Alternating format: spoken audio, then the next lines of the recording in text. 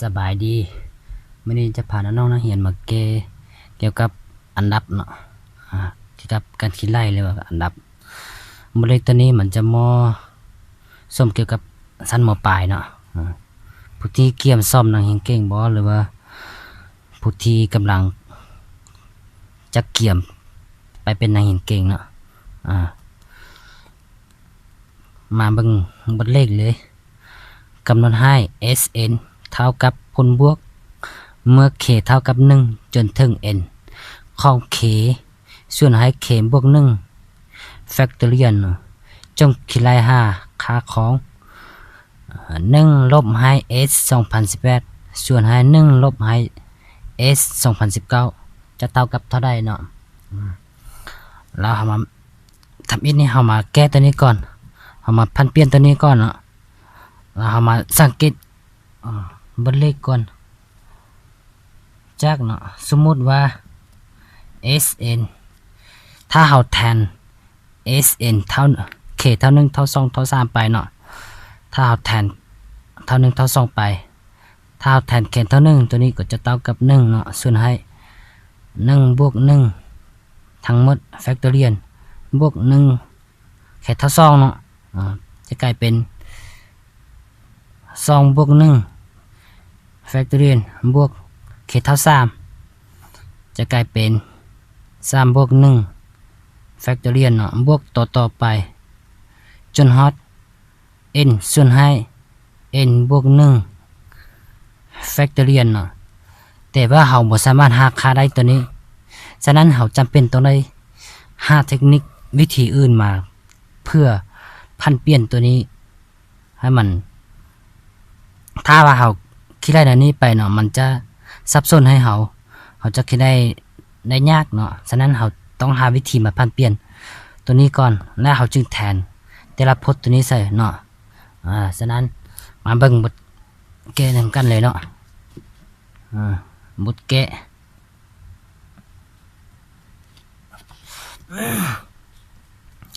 เฮาวางเนาะวางหรือว่าเฮาวางซะวาง an ak ซะเนาะak k เท่ากับ k ส่วนให้ k บวก1ทั้งหมด factorial เนาะฉะนั้นเราจะต้องได้พันเปลี่ยนตัวนี้แล้วตัวนี้เรา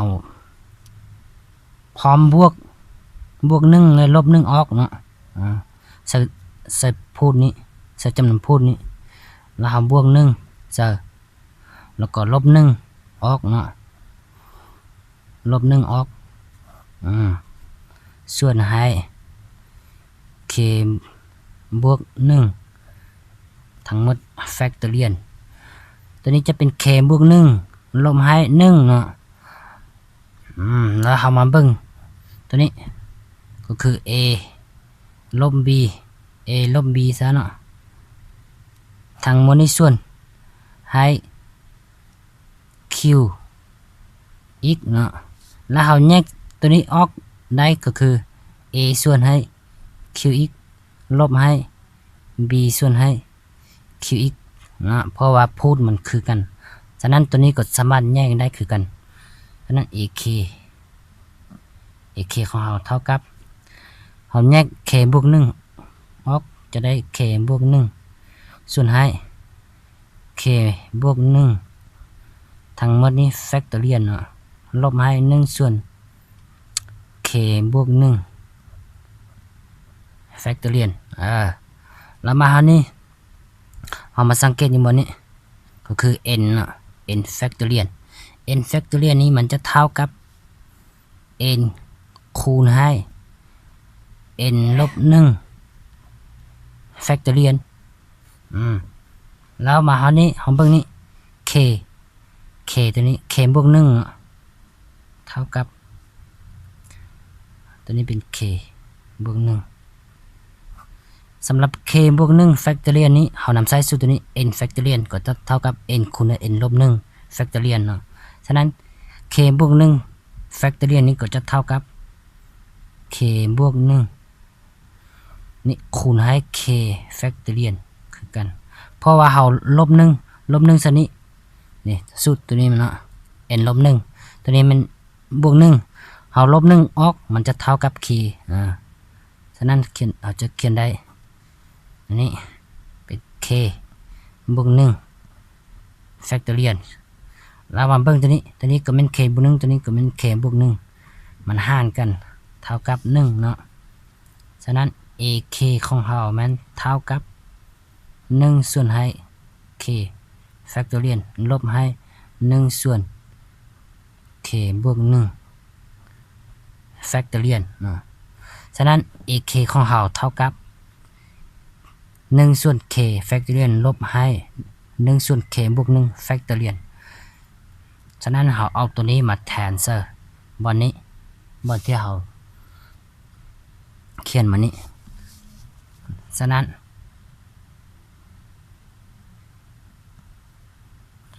เขียนได้ sn เท่ากับผลบวกเมื่อ k เท่ากับ1จนฮอด n ของเพราะว่าตัวนี้เนาะเพราะว่าทั้งหมดตัวนี้มันเท่ากับ k 1ส่วน k factorial ลบให้1ส่วน k บวก1 factorial เนาะแล้วเอาตัวนี้มาเขียนซะจะเขียนได้1ส่วน k factorial ลบให้1ส่วน k บวก1ทั้งหมดนี้ factorial หลังจากนั้นเราจึงเอาแต่ละพจน์นี่มาแทนเซอร์เนาะเอาพจน์ที่1มาแทนเซอร์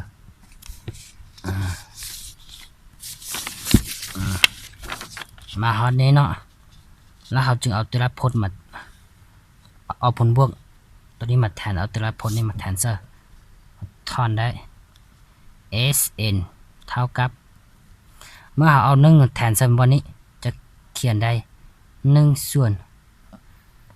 1 factorial เพราะว่า k เท่า1เนาะเอา1มาแทนซะ k นี้จะได้1 factorial ลบให้เอา1มาแทนซะนี้จะได้1บวก1เป็น2เนาะจะกลายเป็น2 factorial เราเอา2มาแทนเซอร์เราจะเขียนได้1ส่วน2 factorial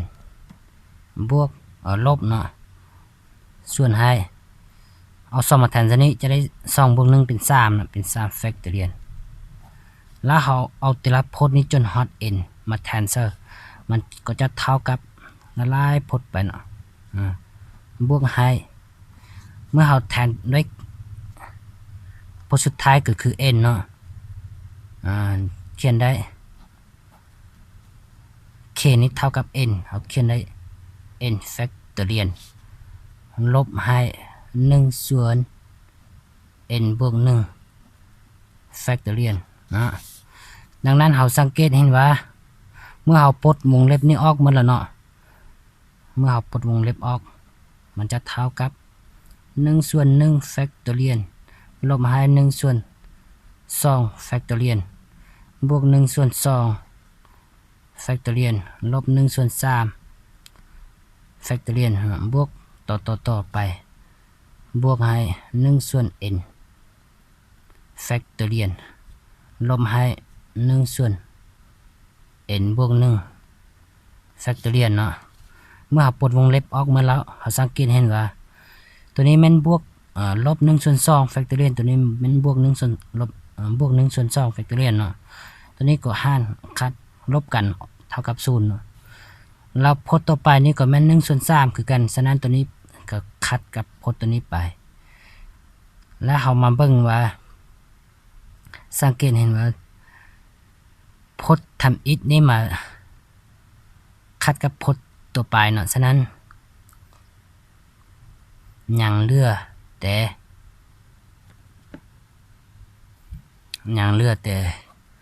พจน์นี้เนาะ1ส่วนให้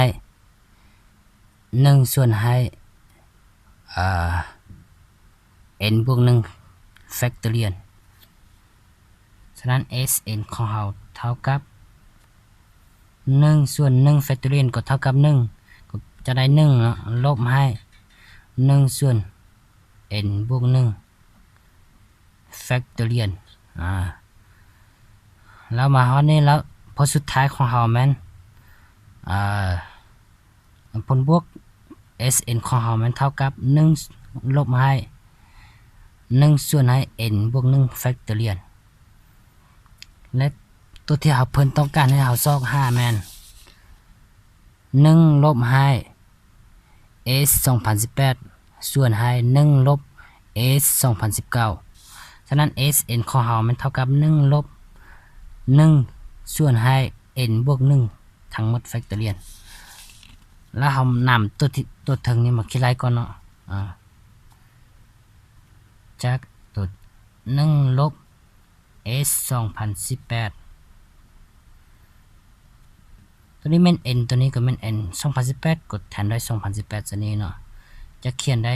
เลข1นี่เฮาเขียนไว้คือเก่า s 2018 s ของเฮาเท่ากับตัวนี้เนาะวงเล็บ1ตัวนี้แม่นตัวนี้มานี่ลบให้1ส่วนให้ n บวก1ก็คือ2018ตัวนี้ sn ก็n คือกันเนาะตัวนี้2018ก็แม่น2018บวก1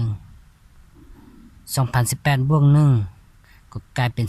2019 factorial แล้วเมื่อเราคูณลบเข้าไป1กับ1นี่หมดไปเนาะลบคูณลบเป็นบวกจะเท่ากับ1ส่วนให้2019 factorial เนาะแล้วตัวที่2ก็คือ1ลบให้2019 s 2019เนาะก็คือ1ลบ s 2019จะเท่ากับ1ตัวนี้มันตัวนี้เฮาเขียนไว้คือเก่าแล้ว1ลบให้1ส่วน2019เฮาเอา2019มาแทนซะนี้จะกลายเป็น2019บวก1จะกลายเป็น2020เนาะ2020 factorial และ1กับ1นี้หมดไปลบคูณเข้าจะกลายเป็น1ส่วนให้2020 factorial เนาะแล้วเพิ่นต้องการให้เฮาหาแม่น s 1ลบ s 2018ส่วนให้1ลบ s 2019ดังนั้นเฮาเขียนได้